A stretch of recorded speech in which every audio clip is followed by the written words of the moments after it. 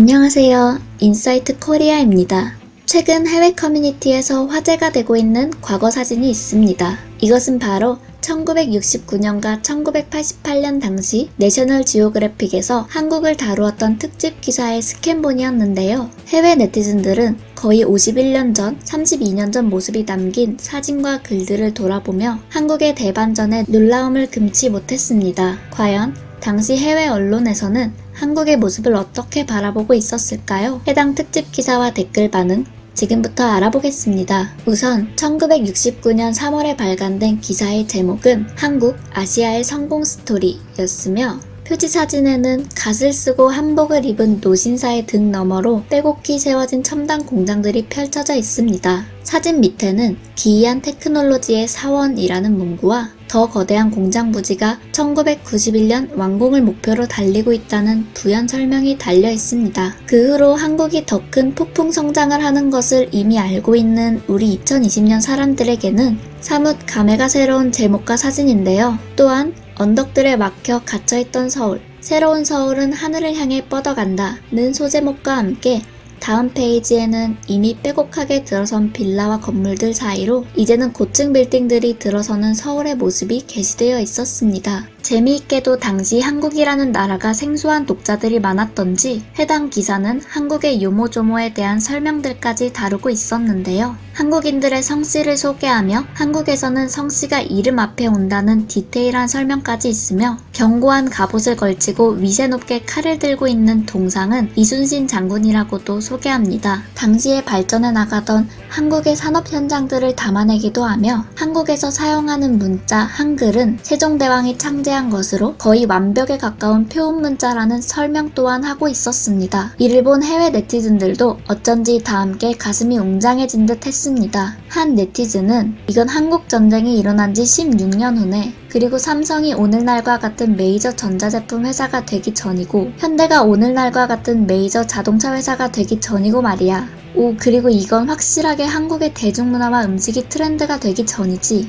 라며 새삼스럽게 연대를 돌아보며 놀라움을 표시했는데요. 그러자 다른 이들도 답글을 달며 현대의 역사는 정말 놀라워. 전쟁으로 찢긴 나라의 기업이 세계 1위 선박 제조기업이 된 이야기는 나에게 정말 흥미롭거든. 우리 엄마는 10대 시절 영국 2차 침공이라고 불리는 영국 음악 최고 전성기 때 영국에 살면서 퀸, 데이비드 보위, 엘튼 존 같은 음악을 들으면서 자랐거든. 엄마 말로는 전 세계 수억만 명의 사람이 한국의 대중음악을 들을 날이 오리라고는 정말 눈꽃만큼도 상상 못했대 등 생각할수록 놀랍다는 반응을 보였습니다. 그 외에도 한국의 성장 이야기는 정말 흥미롭다며 공유해줘서 고맙다는 댓글들도 있었습니다. 정말 놀라운 사진들이다. 집에 가는 길에 기사를 읽을 건데 너무 기대된다. 와, 이거 진짜 대박이다. 내일 아침 읽을 거리를 줘서 미리 고맙다는 말을 할게. 정말 멋진 기사야. 난 특히 저 부산 사진들이 마음에 들어. 한국의 초고속 경제 성장은 정말 놀라워. 한 네티즌은 기자의 일부 체험기에 대해 이거 정말 K-드라마 속 회상씬 같다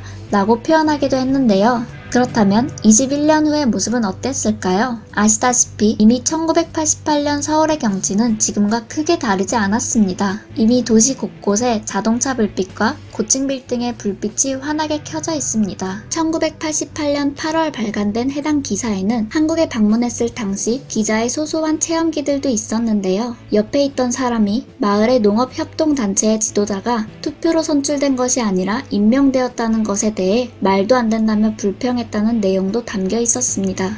해당 기사에서는 당시 한국 사회 전반적인 움직임들에 대해 관찰했으며 재벌과 대기업 중심으로 쏠리는 현상과 물가 수준이 높아지는 것에 비해 임금이 따라가지 못해 문제적이라는 이야기도 다루고 있었습니다. 또한 민주화에 대한 한국인들의 의지와 치열했던 순간들도 비중 있게 담겨 있었습니다. 그 후 챕터에서는 경주, 한국이 시작된 곳이라는 제목으로 경주의 문화적인 가치와 역사 등에 대해 소개하기도 했습니다. 해당 게시글을 본 해외 네티즌들 사이에서도 다양한 이야기가 오갔는데요. 한국인들은 굉장히 강한 편이며 감정에 솔직하고 성격이 급하고 심각한 상황에서도 농담을 하며 시끄럽다라니 1988년부터 한국인들이 별로 안 변했다는 게 흥미롭군. 정말 흥미롭다. 나 그 해에 태어났거든. 이건 정말 좋은 기사인 것 같아. 이 나라의 최근 역사 중에서도 정말 흥미로운 시대를 보여주고 있네. 민주화를 향한 한국의 정치적인 성장은 정말 공부해볼 만큼 흥미로워. 그리고 딱 그 시절이 수많은 영화와 K-드라마에서 작품화되고 있기도 하지. 재미있게도 그 시절의 패션, 파마에 대해 깜짝 놀란 네티즌도 있었는데요. 10페이지의 젊은 여성들의 무리가 아줌마 파마를 하고 있는 모습이 정말 흥미로워. 그 시절에 유행했던 걸 보니 그 유행의 인기가 쉬지 않고 지금까지 계속됐나봐. 나이 든 사람들의 패션은 한때 젊었던 사람들의 패션이니까. 난 항상 저 파마가 순수하게 실용성을 위한 거라고 생각했었거든. 근데 저걸 보니 이것도 한때 트렌디했던 거구나. 또한 오늘날의 한국의 모습을 아는 네티즌은 과거 사진을 보며 한편으로는 현대적으로 개발되며 과거의 아름다움이 덜해진 것 같다고 안타까워하는 의견도 볼 수 있었습니다. 와, 그 시절의 경주는 진짜 아름다웠구나. 그러자 한국의 미경험자는 지금은 덜 아름다워? 라는 질문을 던지기도 했습니다. 그 외에도 갑작스럽게 관련 드라마가 등판하며 K-드라마로 이야기꽃을 피우기도 했는데요. 나는 최근에 유튜브에서 1988년 서울올림픽 세레모니를 봤어. 그리고 그 영상은 다음으로 넷플릭스에서 응답하라 1988을 보게 만들었지. 그리고 이제 이 기사를 읽게 되었고, 이거 진심 흥미롭다. 공유해줘서 고마워. 그거 진짜 재밌어. 벌써 영어 자막 나왔어? 저번에 내가 넷플릭스에서 응답하라 1988 찾아봤을 때는 아직 자막이 없었는데 이제 영어 자막 되더라 등 이어지는 공감 댓글을 통해 새삼 K-드라마의 위력을 체감할 수 있었습니다. 지금부터 또 20년, 30년 뒤에는 지금 한국의 모습을 보며 어떤 이야기를 나누게 될까요? 확실한 건 유독 다사다난했던 만큼 이번 2020년은 빠지지 않고 거론될 것 같습니다. 내일, 1년 후, 그리고 10년 후를 꿈꾸며 쉬지 않고 달리는 오늘의 한국인들을 응원하겠습니다. 지금까지 인사이트 코리아였습니다.